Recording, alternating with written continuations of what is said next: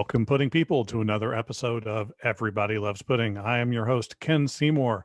Today we have a fantastic guest, a historied actor who has been in productions going back a number of years to one of my favorites, which we're definitely going to start with here in a minute. But the actor's name, James Dumont. Welcome. Thank you. Everybody loves pudding. That's what we Everybody. always hope. There was Everybody Loves Raymond. Well, everybody loves pudding. Who doesn't love pudding? That's Jeff Garland. He made a whole career about pudding. Right. So, and look, you know, the we won't talk about Cosby, but hey, he did sell some pudding. Well, yes. There might have been some stuff in the pudding that he was passing out, but hey, nonetheless, everybody loves pudding. Let's stay on the positive. We focus on the positive. That's right. That's there's no other way. So how are you doing? Are you getting by with the craziness in the world right now? I am getting by in the craziness. I'm happy to say that the last 9 months it has been very, I know they've been very difficult for a lot of people, and be able to kind of, you know, I'm a guy that's like, you know, all over the place. I'm tri-coastal. I live in New Orleans. I work in LA. I work in New York. I work in the South, Atlanta, other places, and, you know, hopefully overseas at some point.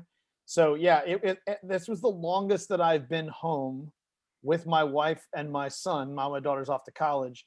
This is the longest that I've been home in 12 years. So you're saying they're tired of you already.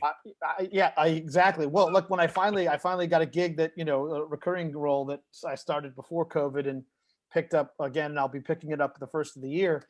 I think they were glad to have me out of the house, but I've turned this time period, though, into something I've been doing kind of on and off for the last 5 years. Is I started to teach. I started to teach actors how to do self tapes, because I've been doing it for so long. So yeah, I've been doing my on-camera workout for the last 5 years in New Orleans, when I'm in Boston working, or when I'm in New York or LA. And so now that I've just moved it to Zoom, I have like 200 students from as far away as Italy to San Francisco and Maine to Florida. And so during this time period, I just decided this is a great way to kind of give back and share. I do, you know, charge people money for my time and experience. I've been doing it 40 years. I've been self-taping for 12 years. And I booked like $1 million worth of work just off of self-tape. So all of a sudden, self-tapes was this thing that people kind of do sometimes, and now it's the norm. So lucky for me, I just happen to be the guy that has a great deal of experience. And, you know, for me, what's the value of knowing anything if you can't share it? So I feel like, you know, this is a great way of giving back. I've also turned it into a charity. I do a Q&A on Fridays and raised about almost $7,000 for charities in the last 6 months. And so it's been incredible. You know, as awful as the you know, polarizing and the nation and things like that, I decided to do what all my teachers have taught me, Larry Moss and Tim Phillips, which is when things are difficult, it's a time to go inwards and self-reflection and work on yourself and share your gifts. And so share my gifts and money. I've given more charity than I've ever done in my entire life, because I'm just feeling very blessed. And I've had some of my students even scholarship other actors who don't have enough money for class. So it's this kind of like spirit of generosity at a time where there's so much polarization and fear and worry, that I like to go the polar opposite of that.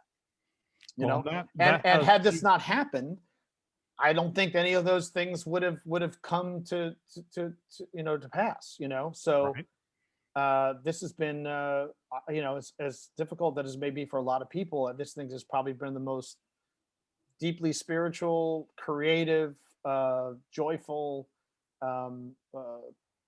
powerful time for me. And I'm, you know, and I'm not working. I'm just sharing what I know, you know.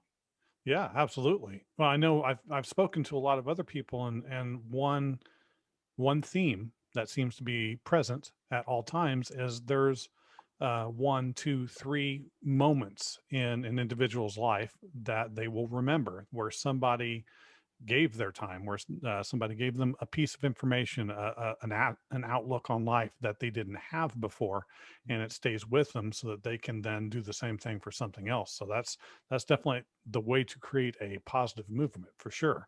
100%, 100%. And the amount of it has been overwhelming to me, to be quite honest. The depths of which that I've shared and given of myself have then now had a ripple effect on the people, and vice versa. Like I'm getting just as much back as I'm giving out, if not more so.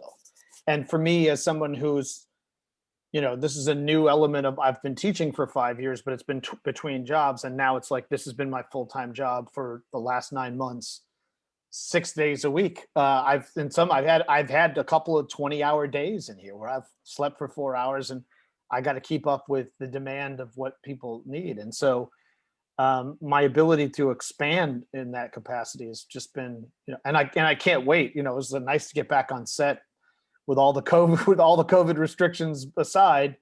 I really had a greater sense. It was pretty emotional actually when I was sat in that trailer for a bit, and I'm like, wow, those anxieties and fears about getting on the plane, and what happens. And one of my friends, one of his big sets got shut down. An extra just happened to have COVID and spread it amongst the whole cast, and they shut down. And so all those kind of fears, worries, and anxieties. But the planes have never been cleaner.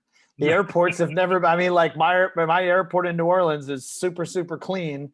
And what's interesting is like, it's just I've never felt safer in the air, to be quite honest, because we're really hyper vigilant. We're doing it, and I think we have to stay the course. And I'm excited about the masks, the 100 days of masking. I think if we really make that move as a country, I think that could have small, Bill Gates' response is my favorite one. He goes, what are we all, nudists?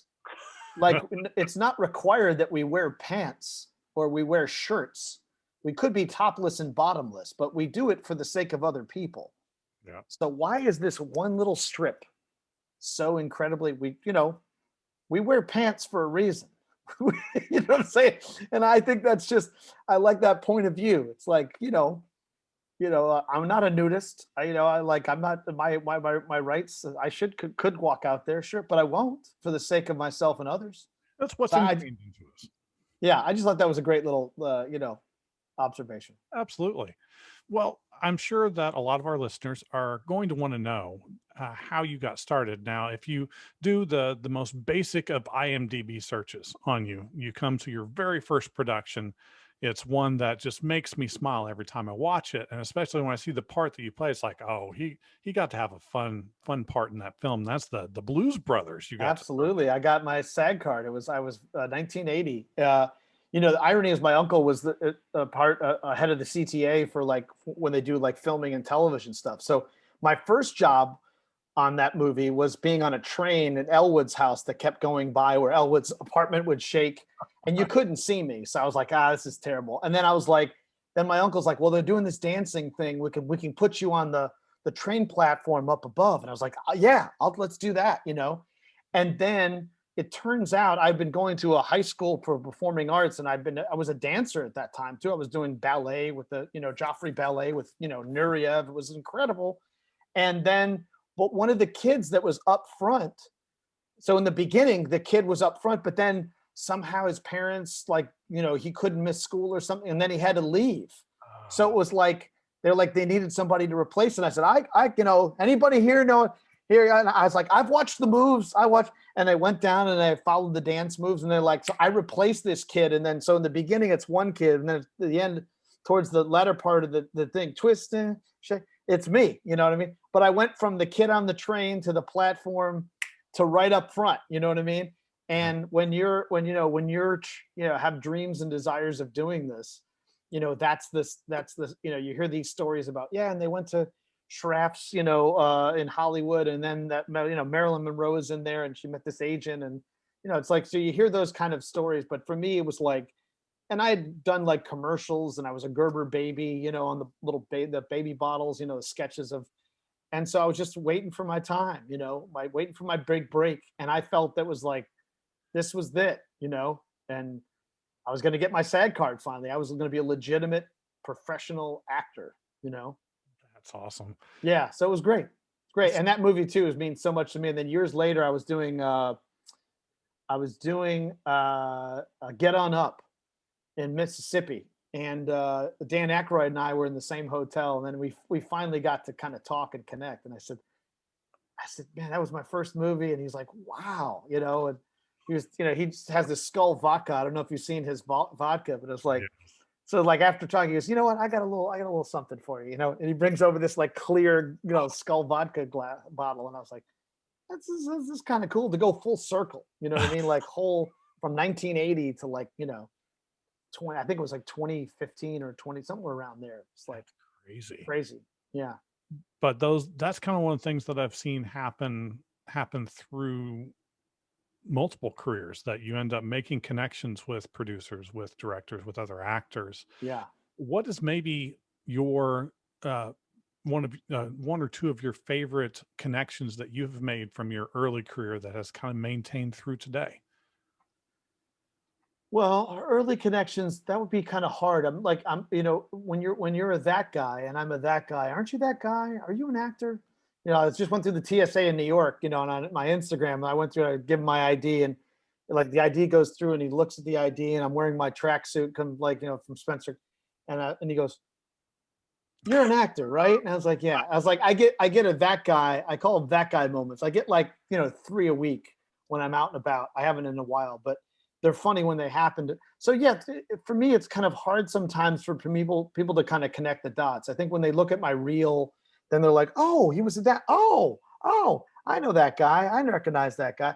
So it's a little bit of that. So the connection's always been kind of difficult because I've prided myself on trying to look different or be different in certain things. But collectively, I think in terms of relationships, you know, it's interesting. One of the things I was an extra in was Listen to Your Heart, which was a movie with Kate Jackson and Tim Matheson, you know. Right. And then years later, I'm in New Orleans doing a TV pilot, and my director is Tim Matheson. And I told them that kind of story, just like I told the Acuroid story. And it's just like, man, you know, and Tim would say, you know, isn't it great we still get to do this? And that's been one of those kind of things, you know, interesting, kind of like that was one of, I was an extra, you know. And even when we were doing, you know, I try to put up on IMDb, but they don't allow us, I guess, because so many years. But I was doing Risky Business. I was one of the kids trying to pick up the hookers in Risky Business. But in the scene with me was Jason Gedrick and and I think even maybe even Alan Rucker, Casey Samatko, all of us Chicago actors were trying to get work in the movie. And some of us got parts, and then some was like, "Yeah, I'll do extra work." But like, yeah, Jason Gedrick guy, we were extras together in Risky Business, which, you know, who knew that was going to blow up. And then my first speaking role was the movie Class, which was with Rob Lowe and Andrew McCarthy and Jacqueline Bissett. And years later, I ended up doing West Wing, and Rob Lowe was on West Wing. And I'm like, hey man, I told him the story, and I have the picture still, you know. He wasn't as impressed as, you know, say others were, but you know, I think there's relationships that you kind of build over the years. I mean, I did the West Wing with Richard Schiff, and then years ago we did a play together, and then he was here doing a movie, and so we all, you know, we kind of still get to do this and have these kind of relationships. I think more recently, my relationship to Peter Berg and Mark Wahlberg, you know, now we've done 3 films together in the last 5 years. Um, but particularly Peter Berg, we have a shorthand, we have a relationship. Now Spielberg I've worked with twice. I didn't really think he would recognize me, but I went to the Jurassic World premiere, you know, the second one that I wasn't in, and he beelined across the red car. He knew exactly who I was. I had helped his daughter rent an apartment when we did the movie, and he just never forgot that. And you know, That's there's certain people, I think. Soderbergh actually went to high school with my sister-in-law, and I did a, you know, little TV show called Mosaic with both my kids, and we're on the boat with Steven Soderbergh during. He knows my family, and so there's these weird little things of just, you're doing the right thing, or you're where you're supposed to be if you're still in it and you're having these kind of connections. I know that there's a philosophy, or people have said, you know, it's who you know. That's never really kind of worked out for me. mm, I've always felt it's not who you know, it's who knows you, yeah. and what do they know you for? What context do they know you as a really wonderful actor, is easy to get along with, or somebody's a pain in the ass, or they're a friend, or they're a buddy of somebody. So I've never really felt that it's who you know kind of thing. Really, it's always blown up in my face. I think my cousin was like, co-casting a TV show, and because I was, the cousin, they were like, had the director not insisted, they were like, well, it's your cousin. It's like, yeah, but he's the best actor for this thing. It's like he's playing a guy who's a .com salesman, and right now, because he's has kids, he's a .com salesman. It's like he's playing a role that he does, but it was like it worked against me. Yeah. So I feel that, I don't think, I think the idea that you can hang around, you can't be rich by admiring your neighbor's house. And I Right. don't think you can be famous by being friends with famous people. That's just the, I think you'll be known as the buddy to the famous person, but I don't think it really, I think it's still, I still am of the belief, and over the years of watching people leave this business, I still think, there's no luck. I think it's preparation and opportunity meet. You Yeah. prepare for a certain level of work, the opportunity shows itself, and you rise to the occasion, or you don't. No success through osmosis. Absolutely. Yeah. And everyone has a different benchmark and measure of what success is. Is it Right. making a living? Is it making lots of money? Is it being known? Or is it being able to do the work that you inherently are capable of doing? Excuse me. Now, you talked a little bit about theater. Most Yeah. actors get their start in theater, some sooner than others. When did you actually really get that acting bug where you started and go, oh, this is the thing that I want to do? That's a great thing, because that's exactly the question. When I'm doing my Q&A, it's the first question out of the gate. I'm like, when was that? What was that first moment? Was it church? Was it school play? What was where you go, hey? For me, I was raised the early days of Sesame Street. I remember watching Sesame Street and there were kids on there, and I turned to my mom and I go, I want to do that. I want to be in that little box. I Mm. want to do that, because I thought, wow, they're like, they've got animals and they're singing songs and there's, it's like, I want to be on Sesame Street. So my first one was that, is that's when I kind of got it. And then I did like lots of community theater in Chicago. I did like, I was John and Peter Pan. I did the Wizard of Oz. I was Weirdo, the weird guy behind the curtain in Wizard of Oz. I went to performing arts high school, went to Whitney Young, which is where Michelle Obama went to school. She was a year ahead of us, or a couple of years. I think she was a couple of years ahead, because my friend was her junior prom date, which is hilarious to have your big, like, he's got that picture all over his Facebook page. You know that. It's like, dated Michelle Obama, first lady, was my prom date. You'll never forget Um, and then I went to Evanston Township High School, which was chock full of amazing people, and their competitive school, which was New Trier. So it's like Cusack, but all the Cusacks went through Evanston Township. Jeremy Piven went through there, and his sister as well. Um, and those guys, and those guys all got together, and they went off to LA, and then I went to New York. I did New York theater. I just felt like if I didn't do theater, the people that who I saw who had the longest, most standing careers were all theater-based actors. Mhm. Those who had done television or film at that point, there was a little snobby, and there's not so much snobber anymore. But because so many film actors are doing television now, so it's like it used to be, I don't do TV. I'm a film actor. I'm a film actor who donates his talent, well, for a price, donates his talent to television for a price. But I'm still a theater actor. I still feel I am, even though I haven't done a play since my kids were born, or right around the time they were born. But I feel like the theater-based actor or the theater-trained actor always had the longest career trajectory. And so I don't think that's changed for me. I think it's harder to do theater, although now I think with COVID, this is probably one of the greatest opportunities to create theater in here and bring it to homes, rather than waiting for them to come to you and rent a car, or get in a car, or babysitter, and get a go to a restaurant. We can find ways to bring theater. And my daughter's at Ithaca College, and I've seen 2 productions totally done on Zoom, and I'm like, this is amazing. You're bringing this play right into my home. So I feel like this could be a way in which that more theater could be created and brought to people, masses of people, in a more environmentally and a more safer and a more economic way. I Because the definitely. challenge of doing theater in LA is, I felt like when you're doing theater in LA, it's like you're a Shakespearean actor in Vegas. Yeah, No one gives a crap. They're like, they want to go gamble and get drunk and hang by the pool. No one wants to see theater.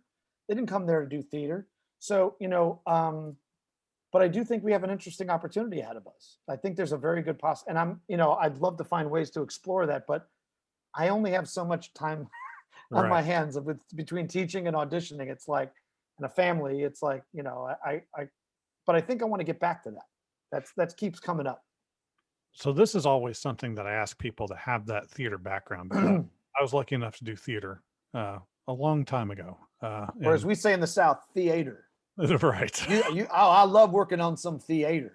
I was like, what is a theater? Is that an alligator? What is a theater? I like some of that drama theater. Absolutely. I just love when it says it. And I was like, it makes me cringe, but now I kind of love it. Yeah, it still shows that the interest is there. Absolutely. And the passion. But okay, so the theater that I did, what I enjoyed the most was the immediate gratification being on stage, seeing the reaction from the crowd. So for somebody that's done both, because I don't have firsthand experience really being on set, how do you prepare differently? How do you get uh, that same kind of reaction, or at least the feeling that that gives you when you're doing a more segmented production, like on a television show or a movie? It's a great question. And I talk about this a lot when I'm doing my on-camera workouts on Zoom. And I still believe there's the same connection between or the interaction or the engagement between you and the audience and you and the other person in the film, in the scene. So rather than the ideas being spread out amongst this big theater, it's eye to eye. It's man to man, man to woman, person to person. And it's that same engagement that you would have with the audience or with a character that the audience is just part of. You're just doing it, it's just a bigger box. And I Yeah. talk about a lot about working and creating worlds on the fourth wall, on the other side of this camera. So in theater, we're not supposed to deal with, unless you're doing, our town. There's Grover's Corners there. Unless you're building a world on the fourth wall, you don't deal with that world. But in terms of film, the other side of the camera, the fourth wall, is this blank, beautiful canvas of which you create pictures and images. So I believe that the same intimacy that you can have an engagement in a larger scale is just brought into a smaller kind of box.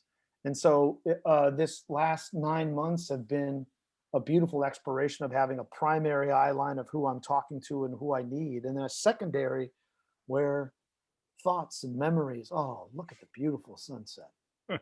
Just so gorgeous. It's like orange and it just glistens off the water.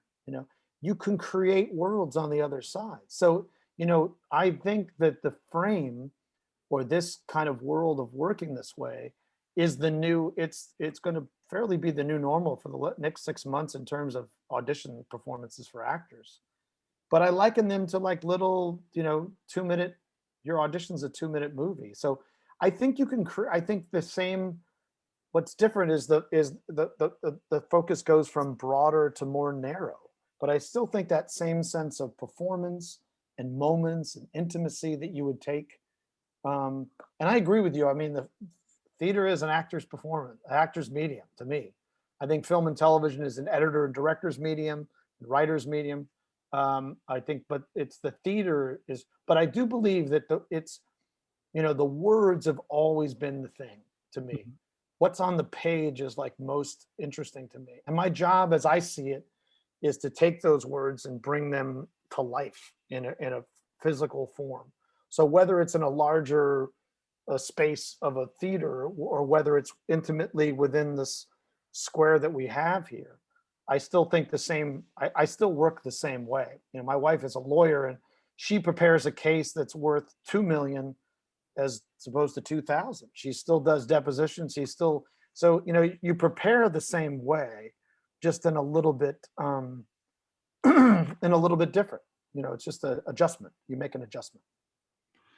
That definitely makes sense. And there's a lot of overlap in that Yeah. Venn diagram between the two worlds. I mean, especially just things like a monologue is going to come across basically the same no matter which way where you're coming from. Right.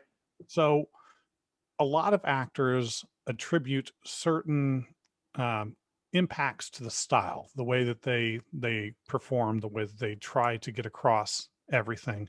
Are there individuals that you feel have impacted your performance styles, and who would they be?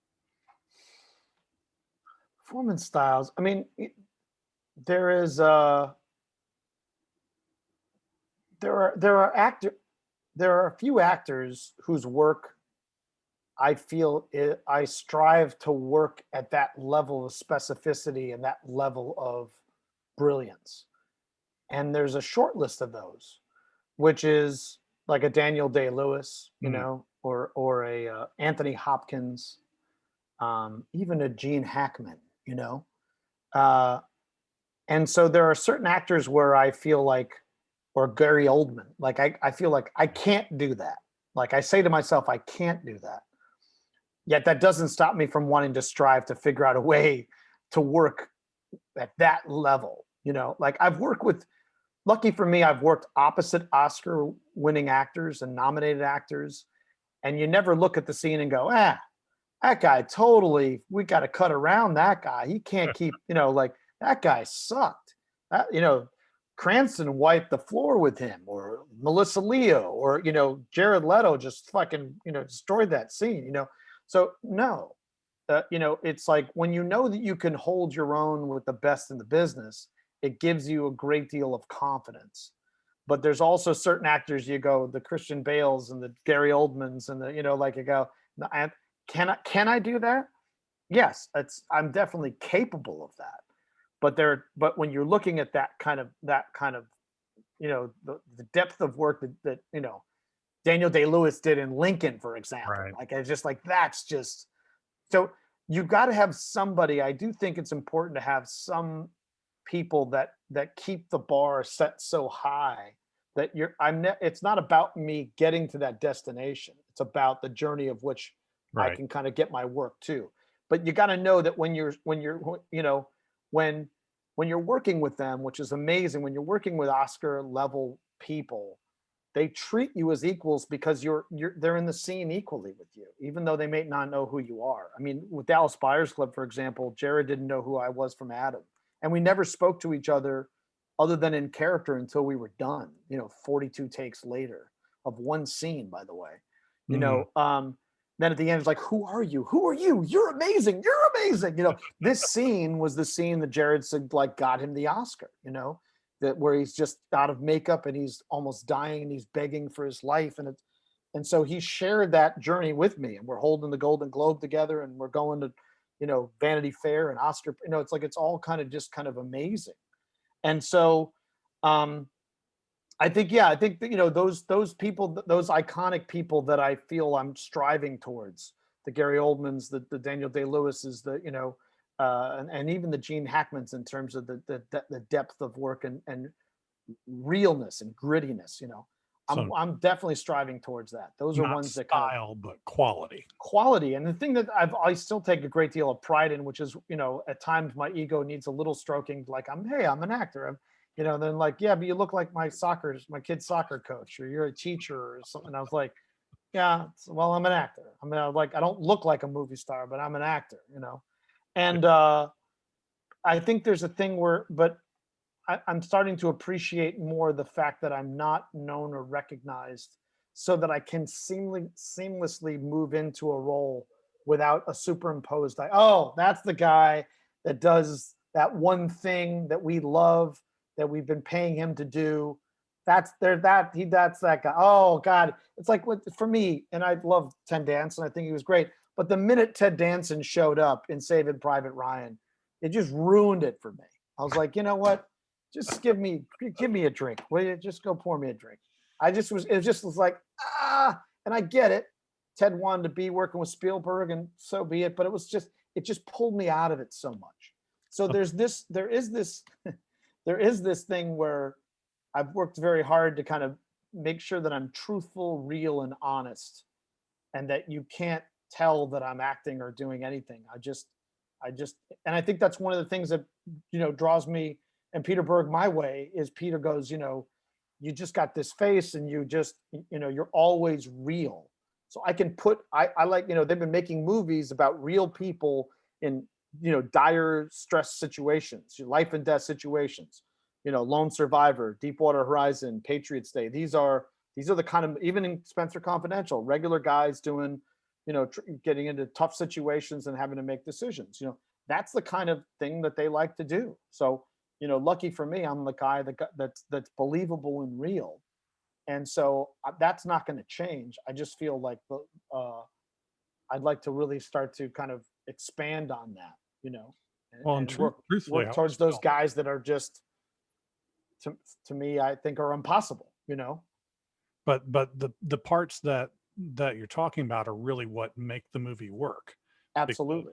without it, it's just Anything less than that commitment level of, Lincoln, for example, it's like he just, or There Will Be Blood, or Silence of the Lambs, so there's, and even Christian Bale is another one. It's just, and Joaquin Phoenix. It's like, the Joker. It's like, right. fuck, this is like, yes, that's where I want to go. I want to play with these guys at the highest level, and so then you ask yourself, wherever you are, what do I need to do in order to get to that point? I always feel like when it's tough and difficult, and I didn't have money to study with Moss, a 0% interest credit card came in the mail. I didn't have the money. I was,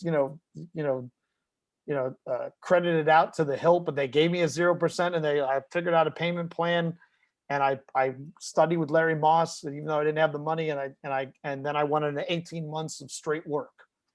So it's like investing in that time when no one's paying attention or no one's looking, or even in COVID where there's not a lot of work opportunities, is using this time to get better, just get a little bit better. If you get a lot better, great. Like my students who've been with me for the last 9 months, they've shot 50, 60 self-taped auditions in the last 6 months, last 9 months. They're not going to shoot 50 or 60 in the next 9 months.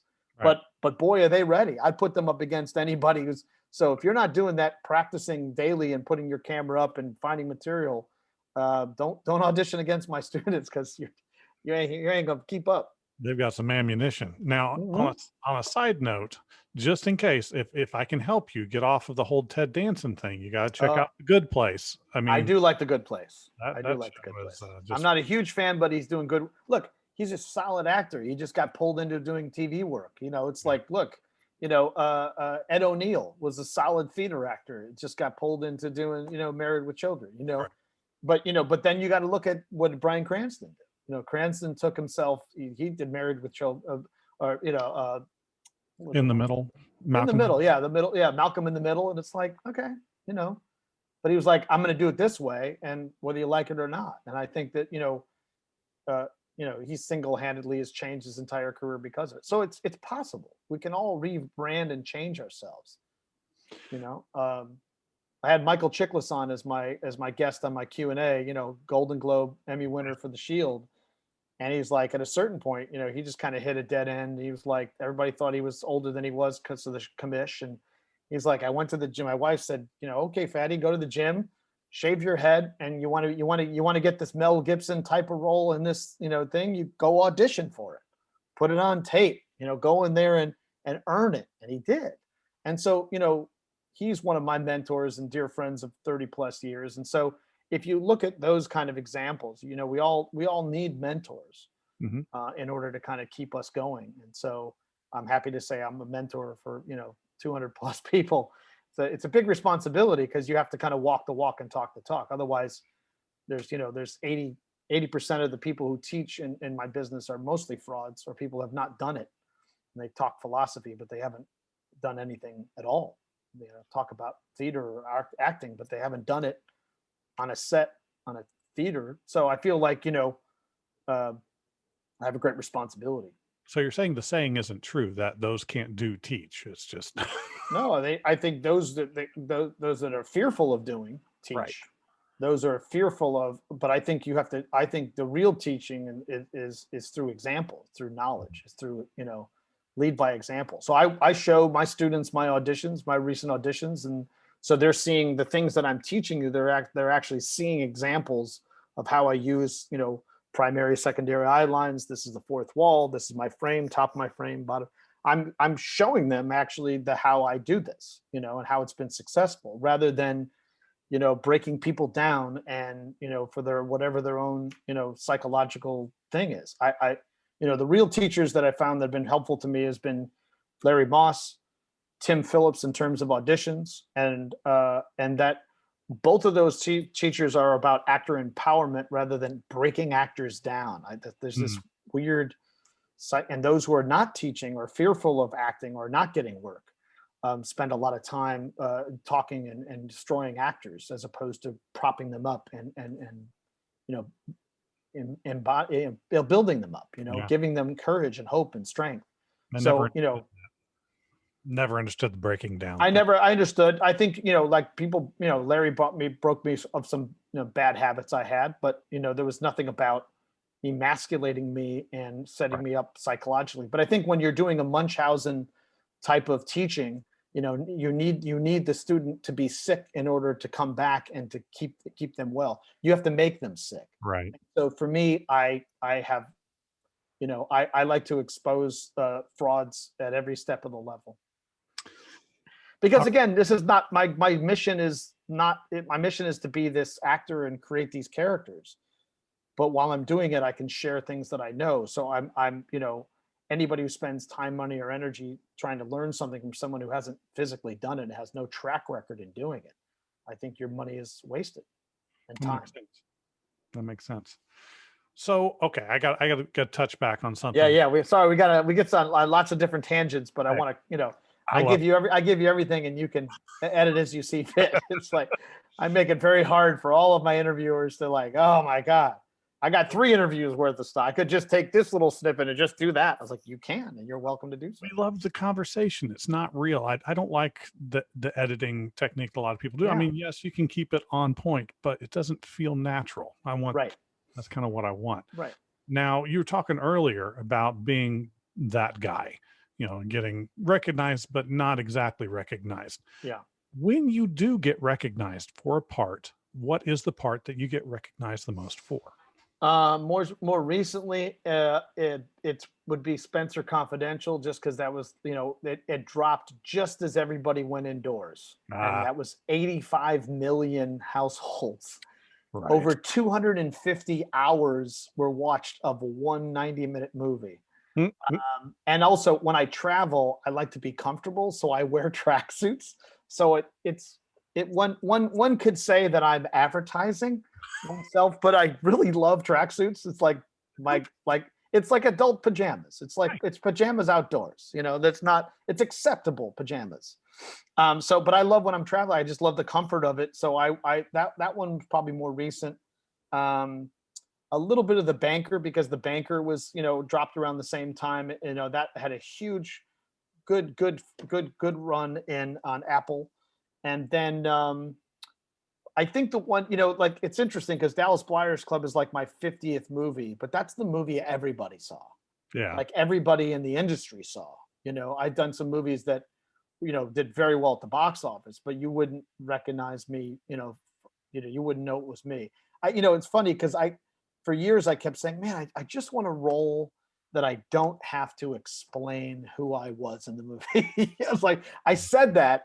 And then Peter Berg's like, hey, I got something for you. It's like, bad guy, total tracksuit, mafia, Boston bad guy. And I was like, awesome. I was like, should I start working out? He goes, no, I want you as fat as possible. I want you to stretch that tracksuit. He's like, eat all you want. Don't work. No, I don't want you to work out. And so then when you look at I have one of the shot that I have on my Instagram. It's James Dumont, by the way. It's just simple. It's like I have a yellow and black tracksuit, much like Kill Bill and the Jackie Chan, Bruce Lee. But I have a car that matches my tracksuit. It's like they're both Bumblebee yellow and black. It's yellow and black. So I have a matching tracksuit and car. And I go, I'm sorry, if you can't figure out that it's me, like if I have to explain who I am in the movie and I have 9 tracksuits in it, it's Victoria Johnson's our costume designer. And I said, no, my character was made. What was my character? My character was made the minute I put on the tracksuit, and they call him Tracksuit Charlie. So it's like, I'm fine with that, between Dallas Buyers and Dallas Buyers Club a little bit, but it's like, some people didn't see it because they're like, it's about gays and AIDS. I don't know. It's me a downer. I was like, no, it's actually pretty powerful. Yeah. So there's been people that said they wouldn't see it, but they finally did. But those are the ones that like. But I mean, that like my 50th movie. I'm on my 75th movie right now. So it's like, But I feel that doesn't, it kind of doesn't bother me. Because there's no cameras up in my face. I've only did a couple of TMZ interviews, one that actually went anywhere. Yeah. But I can freely kind of go somewhere without anybody bothering me. I can kind of, but I did end up going back to Boston right when Spencer Confidential dropped, and I went to a casino because I was singing at a casino, and I was wearing the tracksuit, and man, I got stopped. And same thing after when Spencer Confidential came out for the premiere. I never had that experience of like 200 people surrounding me and getting selfies and doing autographs, and I look over at my manager that I've had for 26 years. He and I have been in kicking this thing brick by brick, audition by audition, car rental and planes and all, self tapes and and he's like, lean into it, buddy, lean into it. It's Enjoy. like, enjoy. This is the fruits of your labor, and I was. My sister was there to see it, and she was, she's never been to premiere with me, and like she goes, this was the one. And then of course, you're going to hear this phrase, and you talked about this in the beginning. We're all going to be talking about, well, before COVID, oh, it was all going great, and then COVID hit. It's like, well, my life was amazing, and then COVID. It's like we're going to talk the pre-COVID and the post-COVID, the pre-war and the pre-pandemic and the post-pandemic. We're going to be talking about this as they were 100 years ago. But I also feel like, I've been studying the 1918 pandemic, or 1918 in general. Mm-hmm. And, we were still in the middle of this long, tenuous world war. Yeah. And the pandemic and a world war and the pandemic was going on. But then 2 years later, in the 20s, some of the most amazing literature was ever written and created. Some of the most amazing music and musicians like Louis Armstrong or F. Scott Fitzgerald. So the roaring 20s reared back, 2 years later from a world war and a pandemic and massive amounts of death. So I just feel like 2 years from now, hopefully sooner, but 2 years from now and a vaccine, I mean, what this world could be amazing. So I think from this can be some of the most creative things. I even felt from the Writers Guild strike that the reason the quality and the caliber of television it is now is because the writers were not allowed to do the writing that they needed to do. And they finally had the time to just tell this particular story. I think the caliber of the writing got better because of this awful, horrific, vertical integration the corporations were trying to do, which is to go, let's starve them out for the 90 days so we don't have to pay them, and then let's pick the writers we like and forget everybody else. Let's do the, because it. So, but from those, from 9/11, from the world wars, from the Holocaust, from these horrific things, incredible art and culture and music and theater and film and television can be created. My family was one of the original TV families, and some people who were blacklisted couldn't do theater, so they did television, and they helped create those early days of television. There was an African-American woman who had her own talk show in the 50s. There was an Asian woman who had their own talk show in the 50s on my great uncle's network. So there were opportunities for people way beyond the rest of the world wasn't figuring it out. So I do feel that, this is the phoenix from the ashes. I think we can, from this time period, I hope some amazing, insightful things are created, because we've already seen the massive amounts of disparity and financial disparity, race, even and divided country. We're divided, and I think we have to find ways to unite us. And look, When the pandemic hit, what was everybody doing? They're voracious for content. You know, Take families were sitting down and having dinner together and watching a movie together and doing things together. Yep. You know, so it was entertainment that music and and social media that got people through this thing, and it's that content. So you know, they're ravenous for more content, and we'll give it to them. But I think it's going to be different. I think the content's going to be very different. Yeah, definitely. Well, I mean, we got the couple of pieces that are necessary to kind of to spur that on.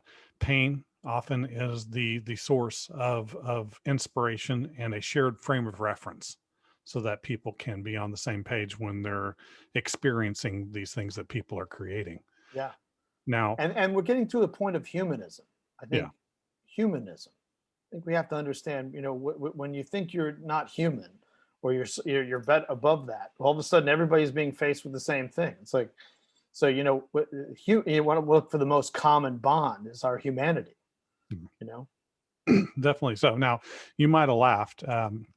If I had run into you on the street just randomly, and I would have recognized you from two films you may not have expected to be the ones that would pop up, but you've managed to be in these parts where there is the point at which you're in the movie is a very important thematic part or a creation of character for whatever it is. So like Miss Congeniality 2. You're at the very beginning yeah, where it's just establishing the entire premise of the movie that's and right. changes to the character. So you're right there. And so I would always meet, it's like, oh yeah, he was the guy, you know. Yeah. What I'm sorry to hear about what happened to Miss Congeniality. What happened? You know, it's like Scooby Doo. It's like, you know, you're that guy. And, it's always funny when people say, "Oh, the thing I remember you," and I'm like, "Oh no, was it one of these bad little what was it? Was it the Attack on the Governor? Was that a couple of these movies that I did, you know, because I needed to work and get insurance for my kids?" It's like I always get fearful of those. And what was the other one? Ocean's 13. Oh yeah, So that was also kind of a key tension point at oh which yeah, they it, had this system that and then you know the thing is we had to reshoot that. I was, you know, the first scene we had, my scene was mostly with Al Pacino, which has been a dream of mine for decades. yeah, And all of a sudden he's there, and it's like, oh my god, it's Al. And that's the only person I ever got starstruck with because I was like, because I'd done all this work, and I'm like, I'm ready to be working with Al Pacino, and he walks in and he comes by me and he's got this like, you know, $4,000 suit on and a $10,000 watch and this $20,000, and he walks by me and he's got great cologne on and he walks by and I go, oh, it's Al Pacino. It's Al Pacino. And and I was James. It's just a man, takes a crap just like you do. He's just another man. You've been waiting for this. Don't. And so we shot it. But then this technology had been coming out that was in real casinos that when they're sitting down at a table, they do retina scans and they have heat sensors. So there was a real system that existed. mm-hmm. So we shot this whole scene and then like, hey, you know, this new system they're using at this one casino, we have to reshoot it because this won't be a modern this system is becoming the standard. So then we had to reshoot it, and they brought in. So I didn't have to had any time with Pacino. It's like just Julian Sands. And I was like, all right, Julian Sands is good. He's just not Pacino. So it was a little bit. I was like, you know, I thought you were going to say one of Spielberg's favorite things is Catch Me If You Can. You know, Leo's coming out with the "Fly Me to the Moon, Let Me," and he coming out and all this, you know. And he's coming out with all the stewardesses and they're running down the thing and he, you know, come fly with me, come fly, let's fly away. And dun, dun, dun, dun. And then there's these two FBI guys. It's me and my buddy Robert. And he looks and he goes, "You see that blonde out front?" And I was like, "Oh, should have been a pilot." You know? And it's like, and I didn't know this until I got to War of the Worlds. I get to War of the Worlds and I'm on set and I'm like, Tom Cruise, I had been an extra in Risky Business, and there's Tom Cruise, so that was a full circle for me.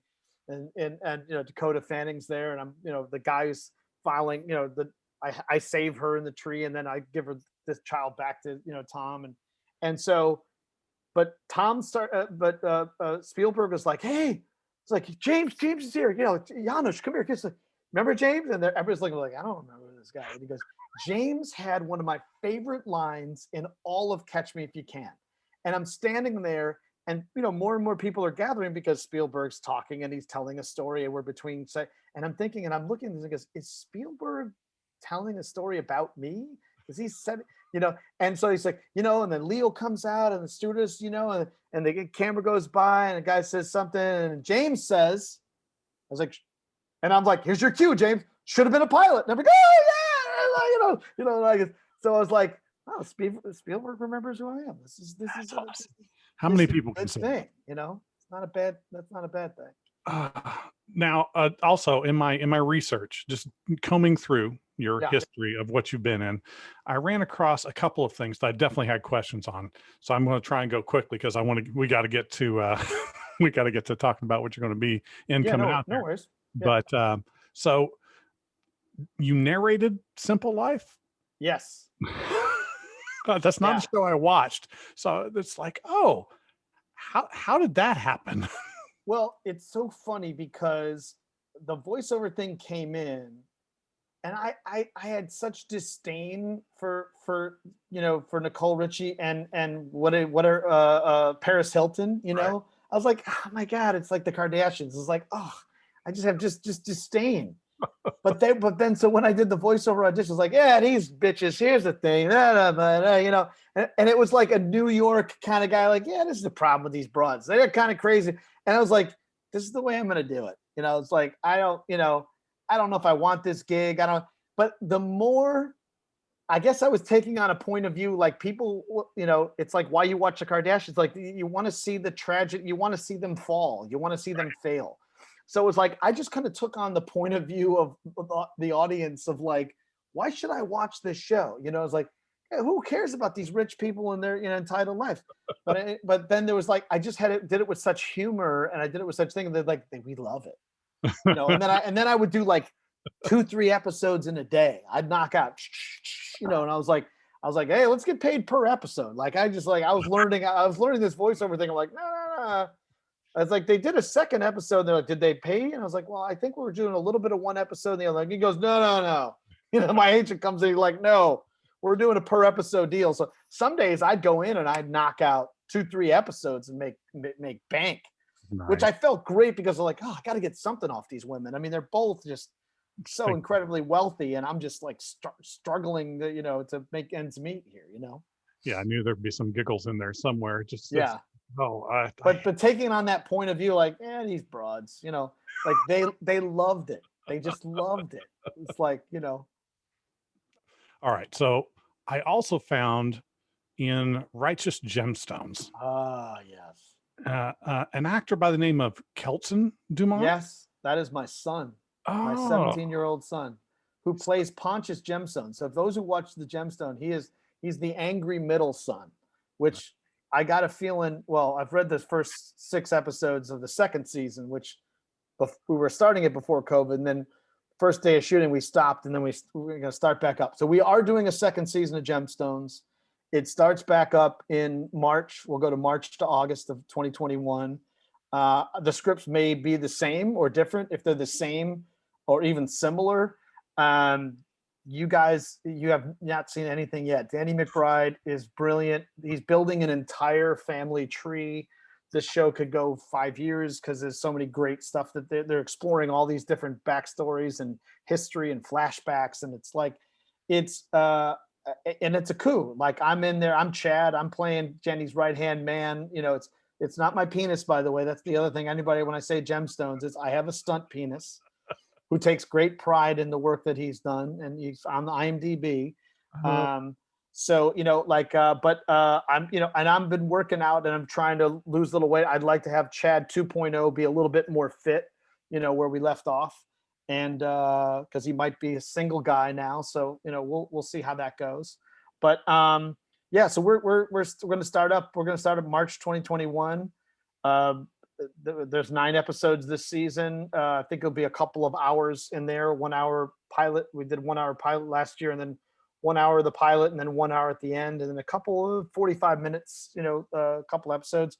Hopefully it'll be around the same. I just, working with this group is just like everybody, top to bottom. And then the fact that my son is in the show as well, and he's a Gemstone, and they, did some really cool stuff, this year that'll be different than last. And, it's unending, like it just where this goes, who knows, but I know that, it's not lost on me that my son and I are in the same TV show together, and we get on the plane together and we go, and sometimes I'm his assistant. I'm, Mr. Can I get anything for you, Mr. Dumont? And I get him water, and, and sometimes, like I'm working and he's my assistant. So it's it's an amazing group of people that, Danny McBride, up and down the street, he's a class act, an amazing talent, from the writing, the directing, the acting, everybody. The cast is amazing.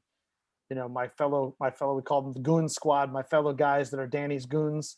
I'm up for all of it. I'm going to do stunt work. I'm up for shooting. I'm up for any whatever you need to do. I'd kill for Christ. We're gonna have fun. Yeah, I had somehow missed that show, and as soon as I ran across, like, okay, now I have something else I have to watch. Oh yeah. Oh no. You will. It's when you get to episode 5 for the flashback, you'll never not hear that song again. Oh, I cannot wait. All right, so final question before we get to current stuff. Sure. I had kind of a bit of curiosity. So because we are of comparable ages, that means that you are potentially familiar with source material when something is being remade or redone. So, I mean, growing up, I remember the original Magnum PI. I remember. Absolutely. Yeah. So when you're in these projects that are kind of a newer take, what do you do to honor the original, or what do they do to honor the original source material, the originator, but still make it fresh and new to get new people into it so they can kind of have the best of both worlds? How do you approach that? I think, I can't speak much to the Magnum PI other than the format and the formula and the way in which they go about doing it. They do a darn good job. I really enjoyed working with everybody on that set. I got to go to Hawaii like I've never been to Hawaii in my life, and so the fact that I was able to kind of be in this beautiful environment and do this show but I can speak more, I think, to Spencer Confidential, because I remember the original Spencer for Hire, the TV show, Robert Urich. And in fact, I was trying to get on that show desperately when I was going to school in BU in Boston. I was trying to get my, it was like, I was like, oh, well, I have a SAG card, but because I'm in college, I put it on hold. I'd like to be able to try to, get some SAG work because I have a SAG card, but I was in college. So I tried to get on Spencer for Hire many times. And what I really loved is it's a good little set. It's a good question. It's a good connection, is that if you look at the original Robert B. Parker books and how Ace Atkins has kind of taken over that kind of franchise and kept that character is still alive. He's still, and this is also a great little trademark of Mark Wahlberg is kind of our, when I was doing Deepwater Horizon, I felt, oh my God, Kurt Russell is our working class hero. Kurt Russell is our everyman working class guy, has been forever, but he's our everyman. And I think for a younger audience, and I'm only 5 years older than Mark. So, Mark's about to be 50 this year. And so for 5 years younger, I think Mark Wahlberg represents the kind of everyman, how he's moved himself from model to Marky Mark, to being a Boogie Nights, to being an actor, to producing Boardwalk Empire, to building this entire, charity and building, a massive. He's just, I'm so enamored with Mark Wahlberg. I can't, on and off screen, I can't begin to tell you his attention to detail and focus and care, how he is the man's man. He walks the walk and talks the talk. Great father, great husband, great actor, producer, I have nothing but awe and respect for Mark. But what's amazing is he's exactly the right person for Spencer, because Spencer is a guy that does the right thing for maybe some of the wrong reasons, but at the end of the day, he is trying to unright the wrongs of the world and what people are doing. And he's willing to risk his life or other people's lives for what's right.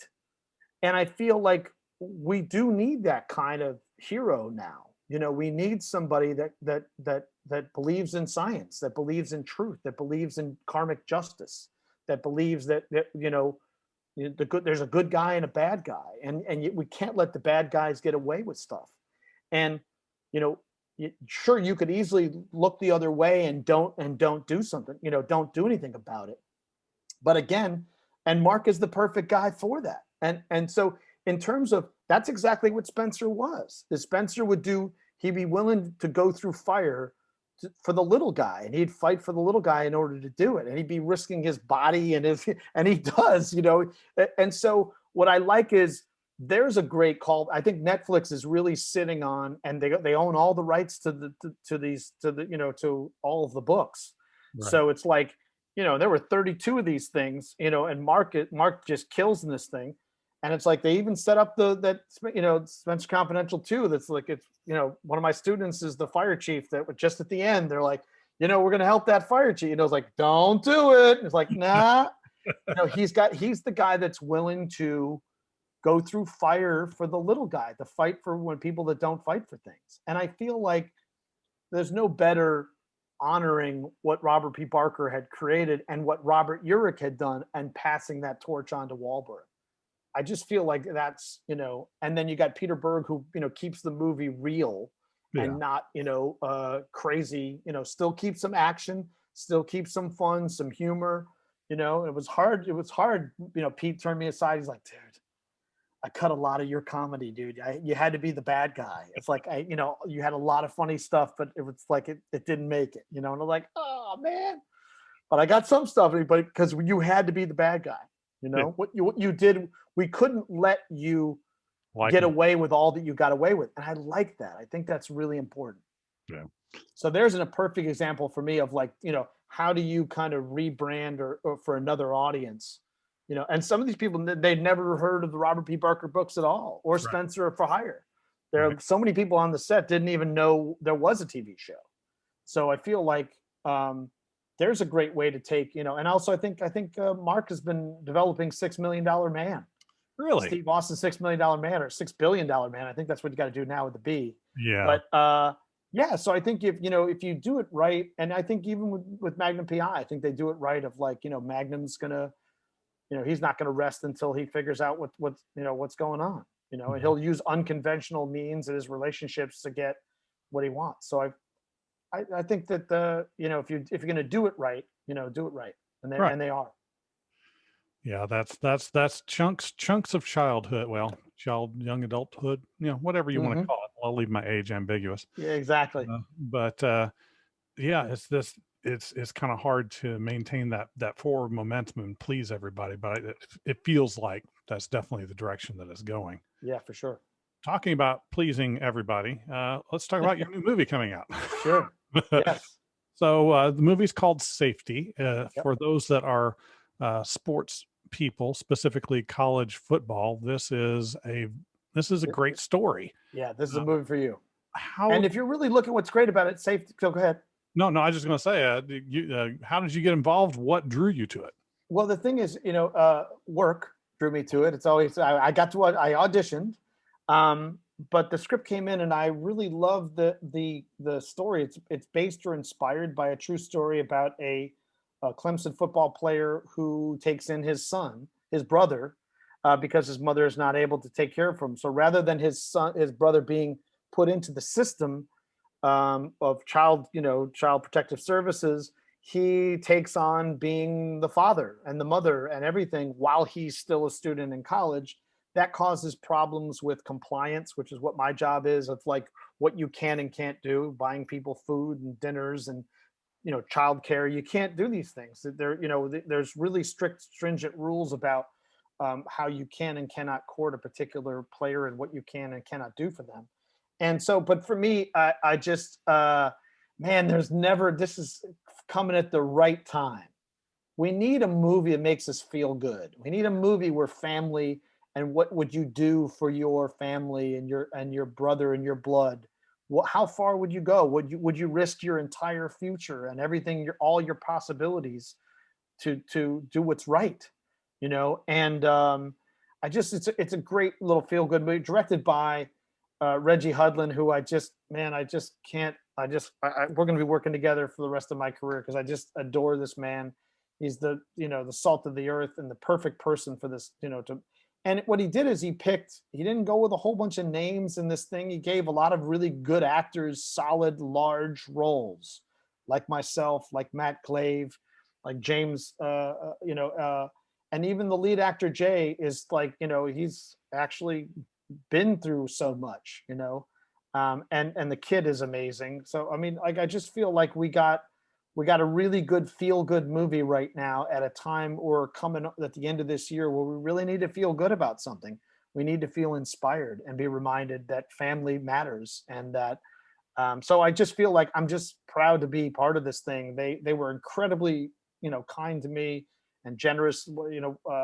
I've been auditioning for years for large kind of roles, and I know that I have some friends that have became casting directors up at Disney, and they were like, James Dumont, yes, we love James.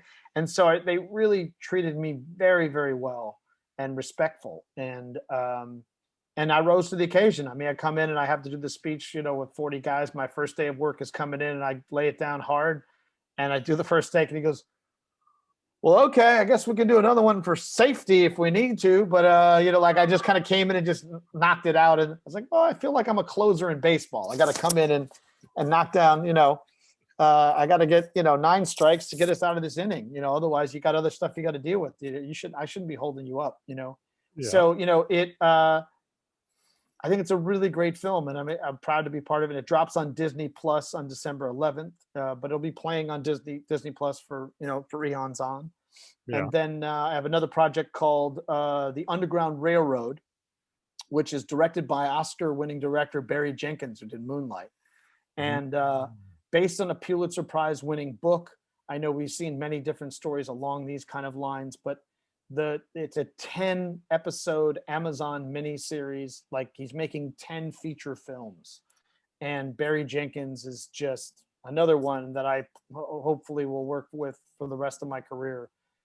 Just an amazing talent. And so that one's going to be coming up probably 2021, beginning of the year, somewhere in there, or it'll be for. But here's the exclusive for you guys. For those who are, everybody loves pudding. This is exclusive. You heard it here first. James Dumont and Ken. We said what we're doing here is Underground Railroad will get a Emmy or Golden Globe nomination for Best Miniseries, and for actors that are in it, and for Barry Jenkins as director, and for Amazon. So we're there. I believe this is going to be Golden Globe and Emmy winning, if not at least nominated, kind of work. And that doesn't come up very often. But lucky for me, I just happened to roll into a couple projects that just, have that trajectory. Even The Banker, had we opened up theatrical and we would have been an Oscar contending thing, but then it just didn't pan out that way, So, but the level of that work, The Banker's on Apple Plus. This is going to be Amazon for Underground Railroad, Disney Plus, and Spencer Confidential's on Netflix. So it's like, I'm hitting all the buttons here. I was like, I'm waiting for Hulu to call. Where's Hulu? HBO's got me covered on Gemstones. Where's Hulu in all this? So if only you could be on a streaming service that wanted to give you something in just like 15-minute bites. I bet that would really work. Exactly. And I think you're seeing the impossibility of getting me to do 15 minutes, if not on one subject, let alone a dozen. So getting me to talk for 15 minutes, just 15 minutes, is going to be hard. So I just got to take a little dig at Quibi. Yeah, exactly. It was a good idea. Just the timing. Yeah, timing was not great. So talking about timing being interesting, the character you play in Safety is going to cause some potential interesting times for an entomologist at Clemson right now who has the same name. So interesting. Yeah, so I can't wait till this comes out. I'm waiting to see the news stories. Man gets mobbed on Clemson campus, has to tell, no, I'm not the same person. Exactly. But yeah, well, I want to thank you so much for coming on the show. Before we go, if people want to get their dose of Dumont, their daily dose of Dumont, where are the places that they should go to get that? I have a Facebook page that you don't have to be it's a public Facebook page. I'm filled up on all my friends and both LA and New Orleans. So I have 10,000 friends, but I can't reach them all apparently because you have to monetize that. Apparently, I got to pay to reach everybody, all my friends. But yeah, so I have an open Facebook page that people can reach out on. I love Instagram. I'm a big Instagram fan, and I would love more followers. I think I put some really fun stuff up on Instagram. And then, but on Facebook, people interested in studying and learning about on-camera work or stuff. There's a Facebook page called James Dumont's On-Camera Workout on Zoom. And I recommend people to join that because there's a lot of really great stuff in there. But for those actors who want to get training in there. And then Twitter, I'm James K. Dumont. Those are ways to kind of do that. But I think, the big thing to say is, I earn my insurance for my kids' medical and dental. I have to earn it, a certain amount. And so the difficult thing I say to everybody is, when we're not working, we're not generating kind of income towards that insurance. So watching movies like Spencer Confidential, watching old films that you legitimately rent rather than, pirate. The piracy thing really hurts actors, middle-class actors like myself, because every little dollar that we do helps to pay for our insurance. I'd rather pay for my insurance rather than, having somebody else provide it for me. I like to earn it. So the way I earn it is through the residuals and those things, So I say, watch go on IMDb or just Google James Dumont. It's like all the movies are there, but watch them. I have a lot of really great family movies that are coming up. Disney Plus is great, but there's a movie called Little Boy that, I think Michael Rappaport's some of the best work that he's ever done. And that's a great family feel-good movie there. If you like a good horror film, I produced one that I was in called The Cellar Door, which is pretty scary. And you can find that on the 25-cent bin over at Walmart, I'm sure by now. But yeah, there's just certain, I think it's great to support, independent films and actors that you may not be familiar with. And little do you know that we're just working class folks like everybody else. So the fact that we've not been able to work these last kind of 9-10 months, will have a financial impact. And I don't want to be reliant upon anybody about Obamacare or any of these things. I like to be able to have my own insurance. So I think the best way to see and help is to watch those movies. Share it with your kids, see things you haven't seen before. The Gemstones is, man, you want to laugh. It's like, that's as good as gold. Yeah. And there's great stuff in there. So just supporting these kind of projects that I think, normally wouldn't, we're not doing in theaters right now and won't be for a little while. So I think the best way is to kind of have film festivals, watch all, I'm a big fan of watching people's various works. Like if you like this actor's work, then watch all their films, see, their body of work. It's a great kind of grow and change and yeah, advance. Well, we are definitely appreciative of your time and your experience. And don't forget, folks, you can always see what we are doing and what we are bringing to you at Real Pudding Guys on Twitter, at Pudding Guys on Instagram and Facebook. And of course, you can reach us on Patreon, where for just $1 per month, you can support the Pudding Guys as we bring you new content, new people, new equipment that does not catch fire. We always appreciate it. All of our patrons and all of our people around there that listen. And don't forget to keep your eye on this gentleman because he always does great stuff. And we can't wait to see Underground Railroad come out. It's gonna be fun. Really awesome. But thank you again, sir. Thanks again. Appreciate you. Bye.